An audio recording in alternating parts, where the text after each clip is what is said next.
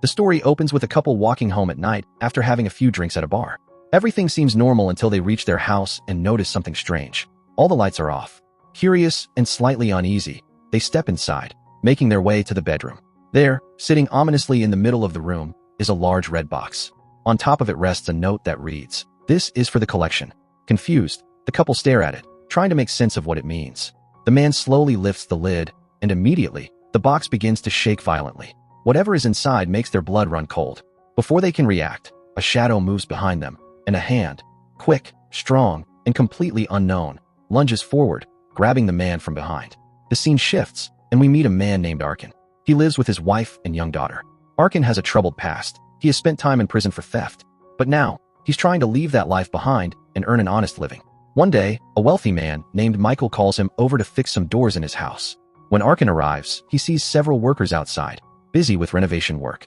Michael lives with his wife, an elder daughter, and a younger daughter. Over time, Arkin has become a familiar face to the family. Michael always calls him for any repair work, whether it's fixing a door or a window. Sometimes, after finishing his work, Arkin even plays with Michael's younger daughter. That day, after completing the repairs, Michael not only pays Arkin but also slips him a little extra. "I know you have a daughter too," Michael says warmly, "and you might need this." Before Arkin leaves, Michael mentions that his family will be going on a trip for a few days. In fact, they're leaving later that day. Arkin thanks him for the kindness and heads home. But when he gets there, his wife delivers bad news. She tells him that she has taken out a loan, and no matter what happens, it must be paid off today. The problem is, they don't have enough money. In frustration, she decides that she and their daughter should leave. Arkin, desperate, promises her that he will somehow bring the money by midnight. The promise is made, but Arkin has no idea where to get that kind of cash. Then, a thought hits him. He remembers that Michael keeps a valuable diamond in his safe. Arkin knows exactly where that safe is and also knows that Michael's family has left for their trip today. Pressured by the ticking clock and his wife's ultimatum, Arkin makes a choice. He will steal the diamond tonight. That night, Arkin arrives at Michael's isolated house. There are no neighbors around, no risk of being spotted. Wearing a mask and carrying his tool bag, he moves quietly toward the back of the house. But the moment he steps close, a large, aggressive dog tied outside begins barking furiously. Arkin freezes, waiting until the danger passes, and then quickly unlocks the back door. Inside, the house is completely dark. Arkin switches on a small torch and heads upstairs. He enters a room, moves a mirror on the wall, and reveals the hidden safe. Kneeling down, he takes out his lock-picking tools and begins working on it. Then, footsteps. A low voice. Someone is coming up the stairs. Arkin's instincts kick in. He snatches up his bag and slips silently into another room to hide.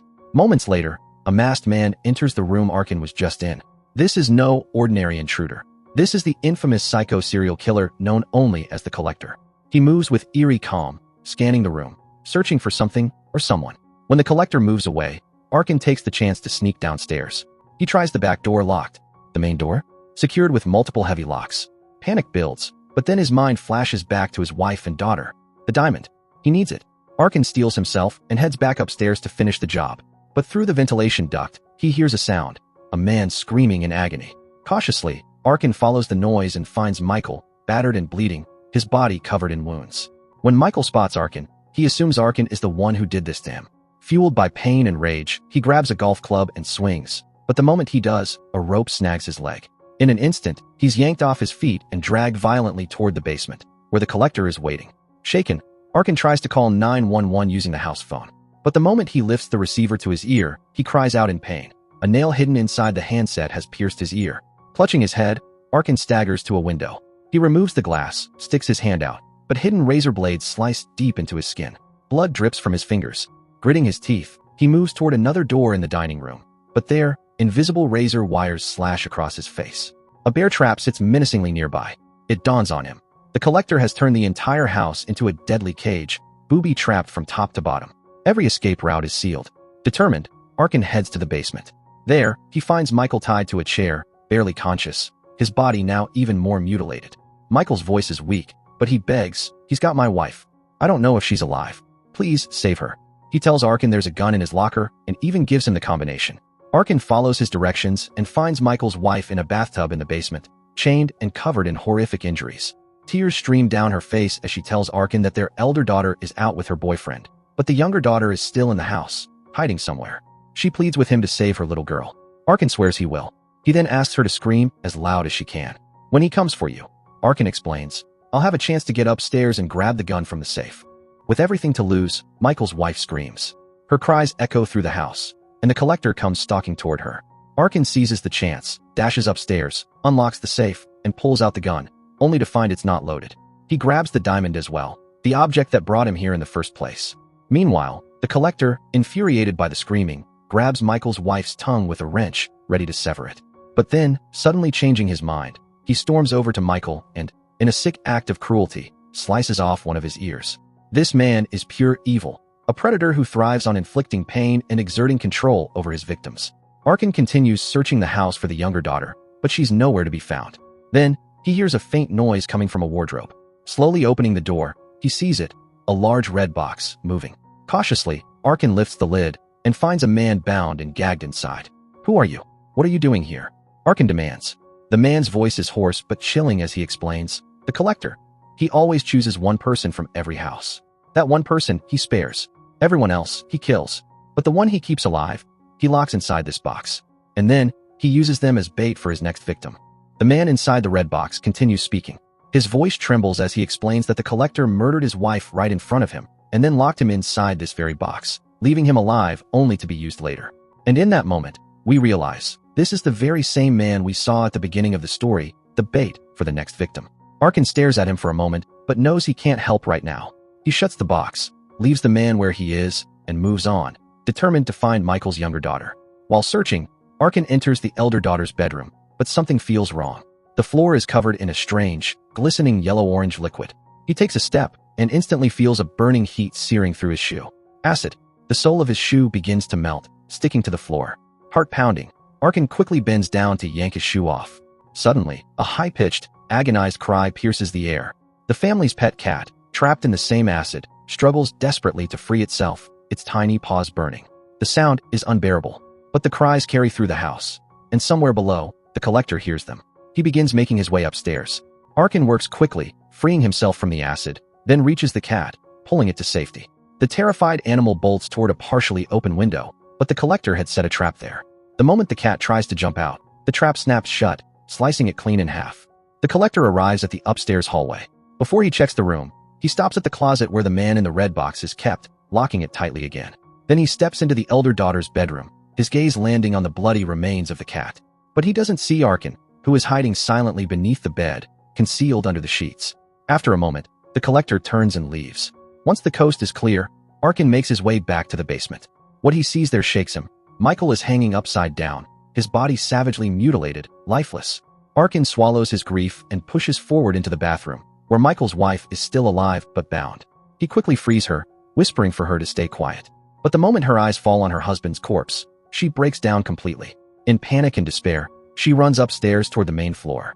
Arkin tries to stop her, but it's too late. The collector intercepts her halfway up the stairs. With terrifying speed, he drives his knife into her chest again and again, the force of the attack sending her tumbling back down the steps. Miraculously, she's still alive. The collector drags her back to the basement bathroom and, with twisted precision, begins sewing her mouth shut. Her muffled screams are horrifying. The collector records the sound, capturing the very last moments of her life.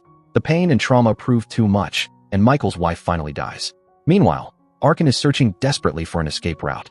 Then, through a window, he sees headlights, a car stopping outside the house. Michael's elder daughter steps out with her boyfriend. Thinking the house is empty, she leads him inside, giggling, ready to have some romantic time. She has no idea that the house is now a deadly maze of traps, and that her family has already been slaughtered. Arkin rushes to warn them, but before he can, the collector appears in the hallway, his eyes fixed on the young couple. They freeze in terror. In the blink of an eye, he lunges at the boyfriend, slamming him into multiple hidden traps. Razor-sharp mechanisms slice into him, breaking bone and tearing flesh, killing him in pure agony. Now the collector turns his attention to the elder daughter. She bolts, dialing 911 as she runs. She manages to get through to the police, but before she can explain anything, the collector catches her. He wraps barbed wire around her body, immobilizing her completely. Determined to save her, Arkin sneaks to the upper floor. He sets an alarm clock to ring loudly, drawing the collector upstairs to investigate. While the killer is distracted, Arkin races back down and frees the elder daughter. But fear twists her mind. She mistakes Arkin for the attacker. Screaming, she runs toward the kitchen. There, she spots a pair of scissors on the counter and grabs them, ready to defend herself. But the scissors are part of a hidden trap. The moment she pulls them, the mechanism snaps into action. The trap strikes, killing her in a slow, agonizing way. Arkin forces himself to keep moving. He heads upstairs, pries away wooden boards, smashes through glass, and finally leaps out of a window. He hits the ground hard, but is free. He sprints into the darkness, until he glances back.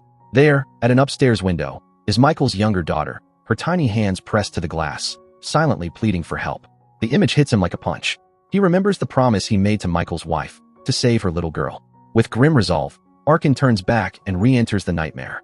He finds the girl and pulls her close, but the collector spots them instantly. They duck into a room, locking the door behind them.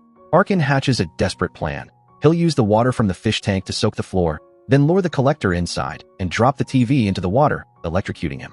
But the collector is smarter. Instead of entering himself, he shoves the man from the red box into the room.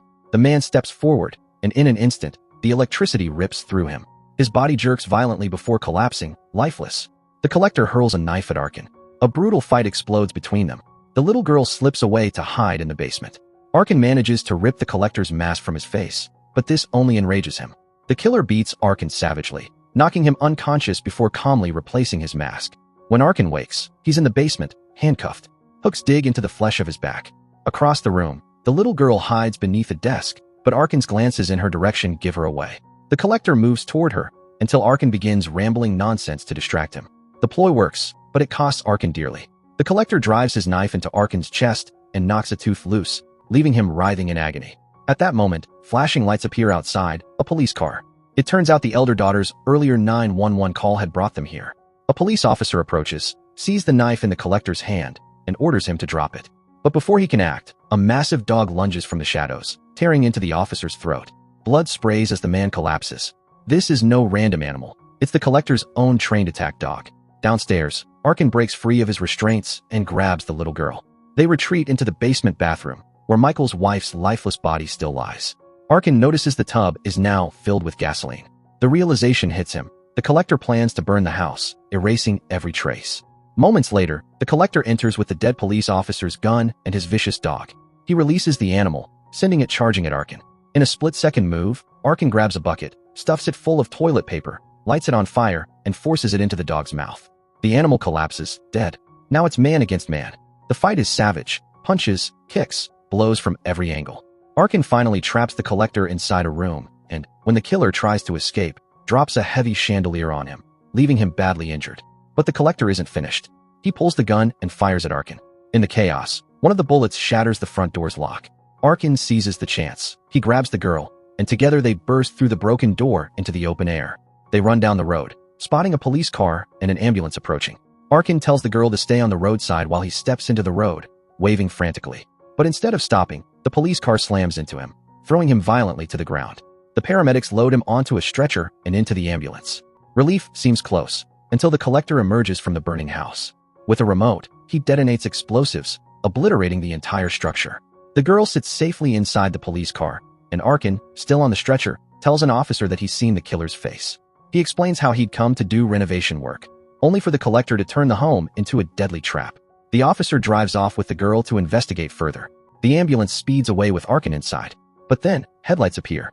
A van barrels toward them, slamming into the ambulance with devastating force. The vehicle flips, metal twisting, glass shattering.